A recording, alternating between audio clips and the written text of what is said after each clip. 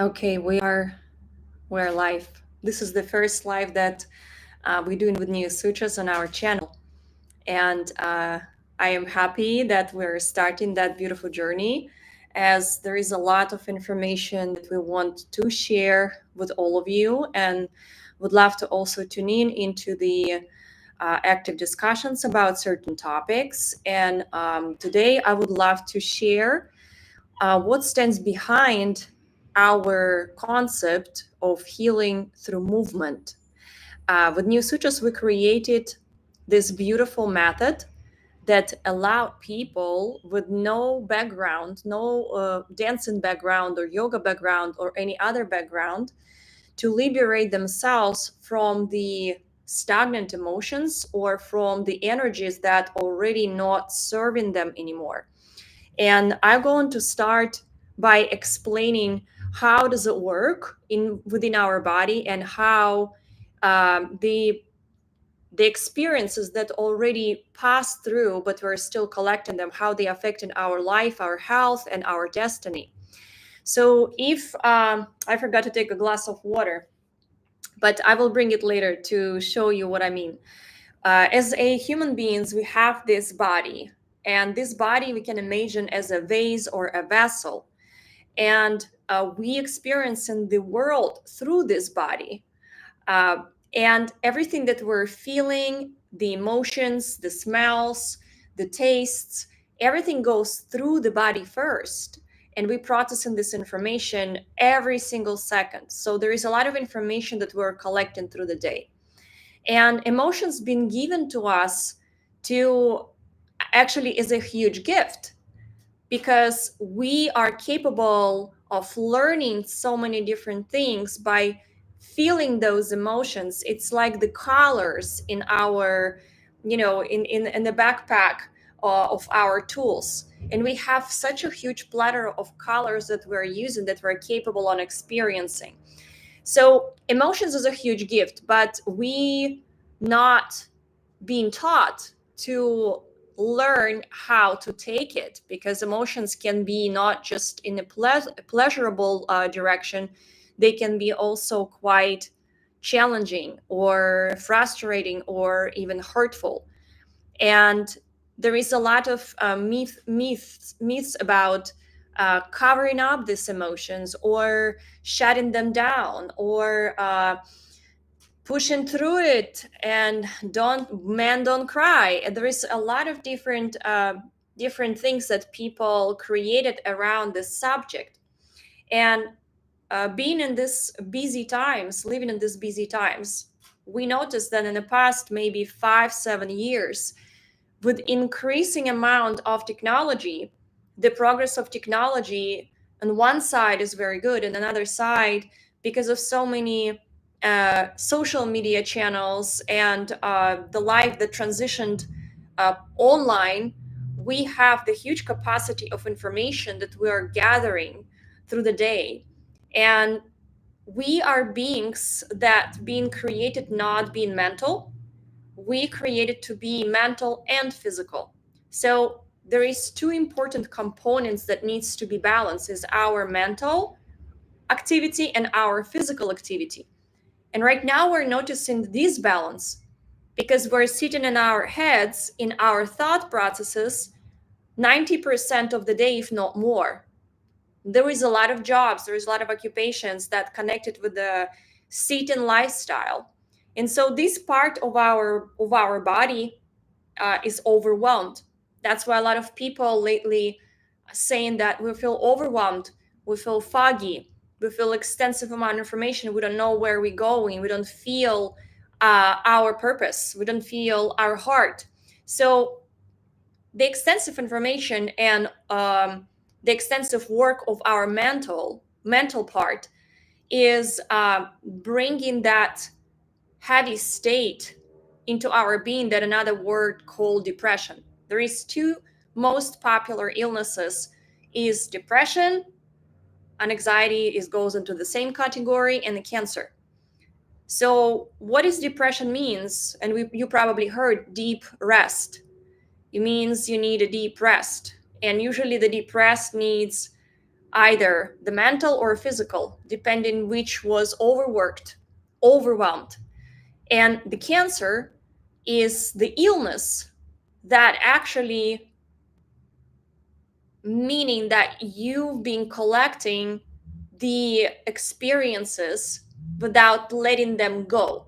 So it's stored negative information, framed information that being stored within the body.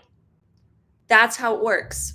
Everything that we observing mentally and not letting it out, not letting it go by just living the experience, it can collect to the illness, it can be converted to the illness. Every physical illness first arising on a mental plan. So by bringing that understanding, I hope you got the feeling of where I'm going. We are tube, we are vessel. And imagine the glass full of water. There is no more space to put more water into the glass. And we are like this glass. We can consume only certain amount of information that comes in the form of emotions, of feelings, of memories. And we need to constantly put the water outside in a very eco-friendly way, empty the glass, and it's going, this ongoing process keeping circulating.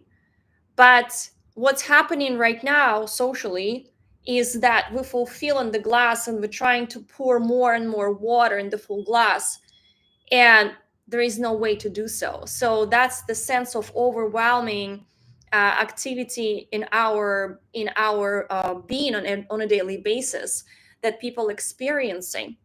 And to be honest, we've been in the same category. Like, we had those states when we felt overweight, overwhelmed, and until this day we do experience in these states because the information is increasing on a daily basis. That's the evolution that we are going through, and it will keep increasing. The data points, if you heard about those, is the amount of information that we're able to observe with our biological vessel is increasing every day. And so we got to cope with this, and we got to find, as a human beings, we got to find the opportunity of how we can adapt and how we can actually live vitally, not just exist and struggle, but how we can enjoy our lives and how we can navigate that process of evolution on a technological era. And going through our own challenges, we came out with this. I have no idea what it means in the back, but we came out with this method that cleaning out this dirty water inside of the glass. And since the ancient times, people, our ancestors, have been using movement in their rituals, in their daily life, in their daily activity, because movement creating this circulation. And also when we are engaging with our physical body, we're emptying out the head space. That's why we've been created in such a profound way. We need to have the physical activity to lose up the mental activity. The yoga practice was created in the ancient times exactly for these purposes, to calm down the monkey mind, the jumping from branch to branch. So we have those tools. The question is why we're not using those tools, because there is no magic pill that can be given to people, and antidepressants is not the way. It's actually the way in, is not the way out, because you're becoming codependent on something external and you're losing the opportunity to self-control and self-navigate your own destiny. And that's the biggest gift that we've been given as a creators, to navigate our own destiny, to create it the way we really want it to be, in a vital way for us. So the movement has this incredible ability to create the flow and to liberate the waste energy. But what's important here is not just to move, but to have intentions and to have awareness about what you're exactly doing at this moment. And I will explain why. when we experience a certain emotion. So first and foremost, a lot of emotions being um, forbidden or being not allowed or being considered as a negative emotions. They cannot be expressed publicly, they cannot be shown, people not gonna love it, or you may attract a very negative response back. And it is true in a way. When you experience this really big anger within yourself, and if you're gonna pour it out on some person, you will attract the same cycle, you create the karma, and the response going to be most likely negative. So we don't want that. But in the same time, we don't want to suppress these energies. We don't want to collect and frame it so in the future it will be transformed into the illness. And also, it's not going to serve us, as we will feel guilty to express those energies. But what can we do? We have it all of us experiencing all the plethora of emotions on a daily basis. So that's this method comes in, because it's allowing you in a very eco-friendly way to yourself and to others to allow you feeling it, to feel it, to really observe it, to learn from it, because every emotion is a gift, to learn from it and then peacefully let it out of your system.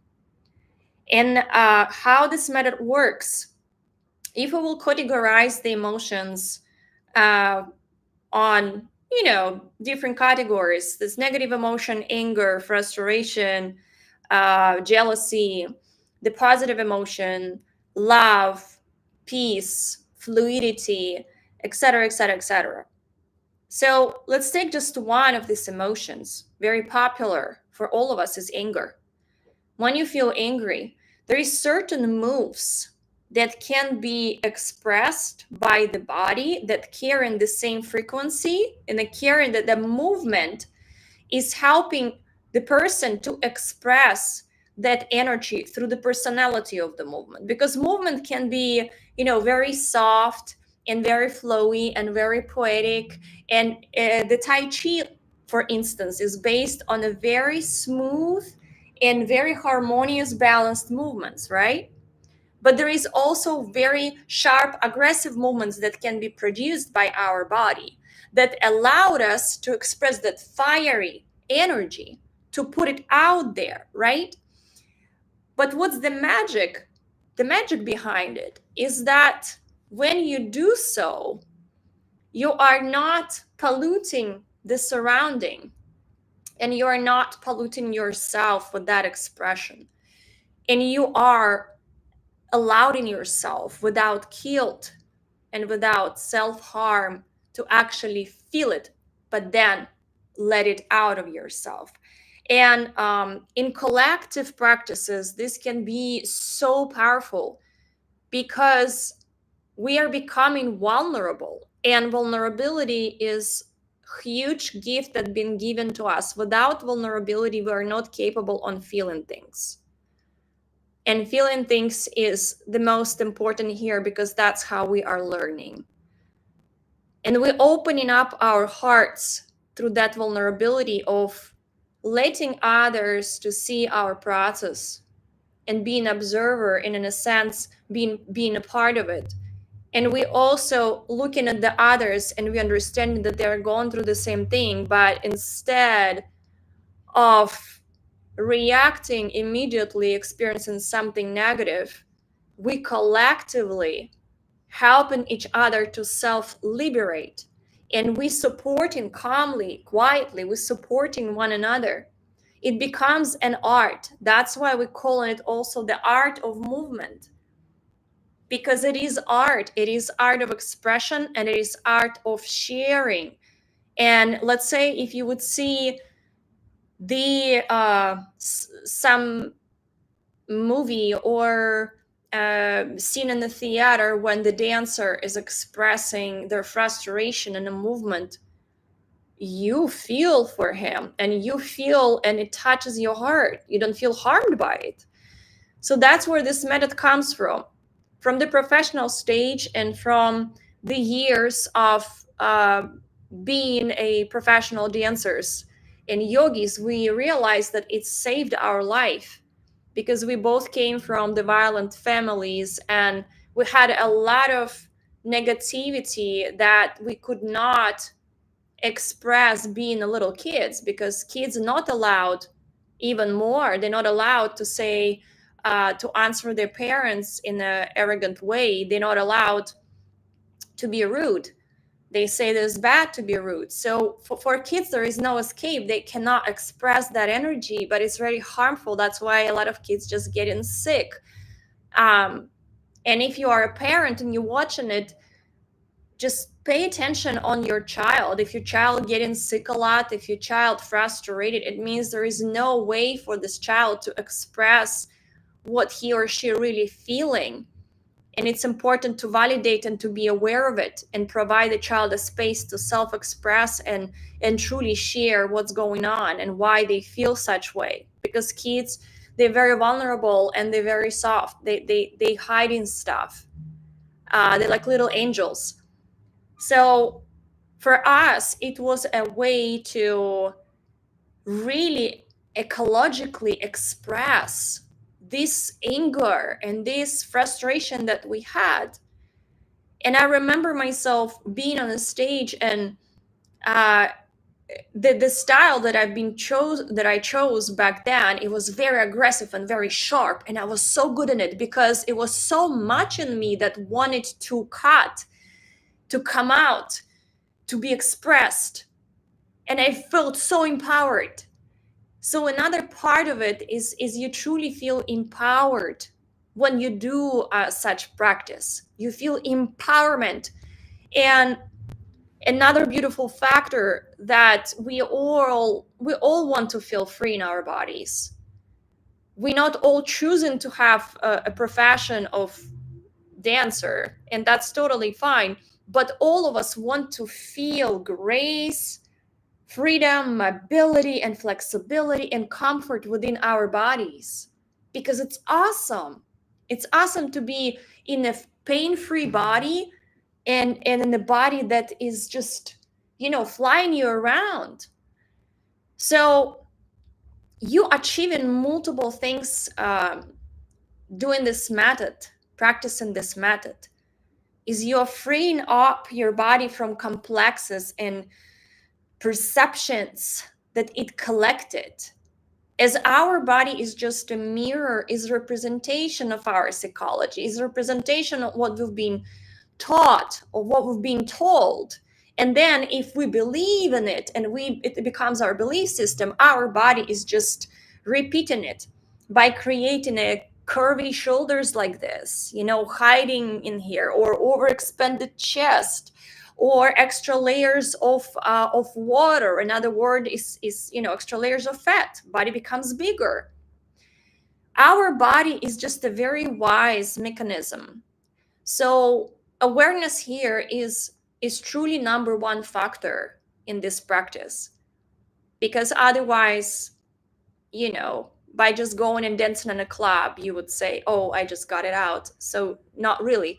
It should, this method has a persistent guidelines and guidance and navigation that brings awareness and builds awareness of the practitioner, and helping him or her to truly pinpoint what is exactly you feeling in this moment, and then what exactly you can do to let it out at this moment. And coming back to the beginning of this conversation, saying that we create in the cycle of energy, is that's how we've been created. We are the tube that absorbs and grounds information, but we need always to have a capacity to download a new information. And you may go back into the days when you felt agitated or you feel nervous, and you see that nothing works because your capacity is full. You don't have more space on your hard drive. You need to empty your hard drive to download more information. And this practice is allowing you to do that. And another thing that I wanted to add is that this is for anybody with the body. That's not something very advanced physically that needs to be done. It's quite simple exercises, it's quite simple movements that anyone can do. And the most important, how you do it is not important. It's what you do with it, but not how you do it. There is no judgment behind it. It's not a professional dancing class. It's a healing. And in this point, healing has no judgment.